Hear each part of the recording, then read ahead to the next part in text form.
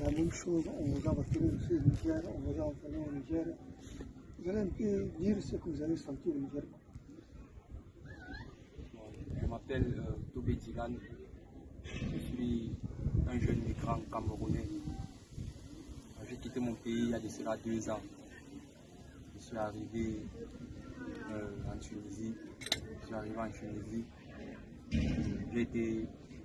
J'ai été étonné de la façon dont nos frères africains nous traitent, nous les Noirs africains. Dès mon entrée en Tunisie,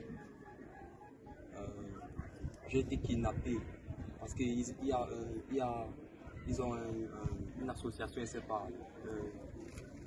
ils travaillent en collaboration avec des Noirs subsahariens. Ce sont des Tunisiens mais qui travaillent en collaboration, ce sont que les têtes de cette organisation. Donc quand je suis arrivé, j'ai pris un taxi pour me rendre à Sfax. J'ai pris un taxi et le chauffeur tunisien, il est parti me vendre. Chez des Noirs. Il y avait des Guinéens, des Ivoiriens qui m'ont torturé, qui m'ont fait beaucoup de choses. Ils ont pris des vidéos, ils ont envoyé à ma famille, demandant des rançons.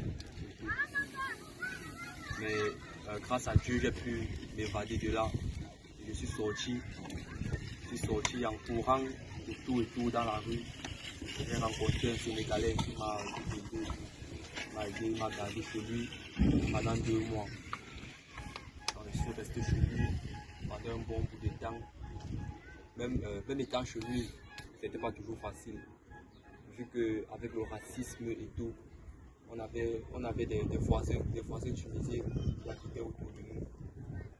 Ils ont organisé avec des clochards tunisiens. Ils ont organisé un cambriolage dans notre maison des subsahariens, notre petite maison où on vivait. Les Tunisiens ne voulaient pas nous voir dans leur pays. Chaque fois qu'on sortait, peut-être tu peux sortir, peut-être pour te brosser les dents ou pour laver ton visage, tu reçois les cailloux, on te jette les pieds.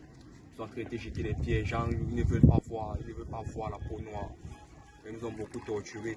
Ils ont organisé, le propriétaire de la maison de notre voisin Asfax, il a organisé un cambriolage avec les autres petits Tunisiens, les clochards. Ils sont venus, ils ont cassé la porte, ils ont frappé, il y avait des femmes à l'intérieur, il y avait des femmes enceintes.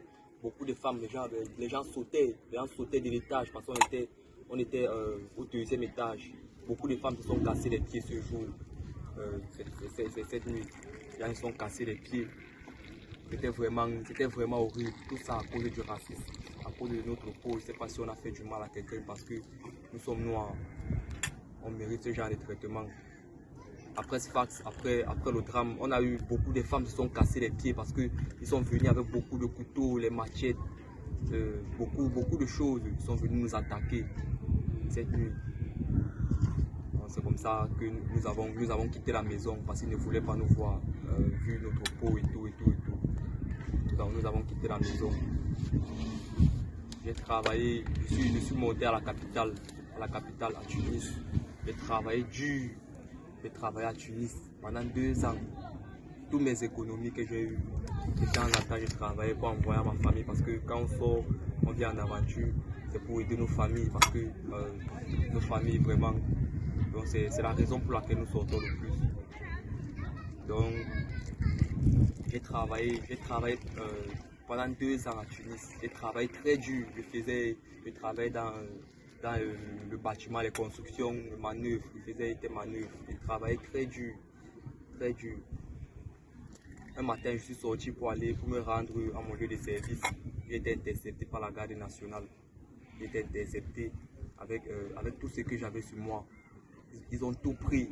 Ils ont tout pris sur moi, tous mes petites économies que j'avais fait, tous mes petites économies de presque 2 ans que j'avais accumulées. Ils ont tout pris, mon téléphone, tout. Ils m'ont mis dans le bus avec certains autres noirs. Nous étions près de 60 dans le bus. Ils nous ont ligotés comme des animaux, ils nous ont attachés les menottes par derrière. J'ai même encore les traces blessures, des menottes là, sur la poignée de mes mains.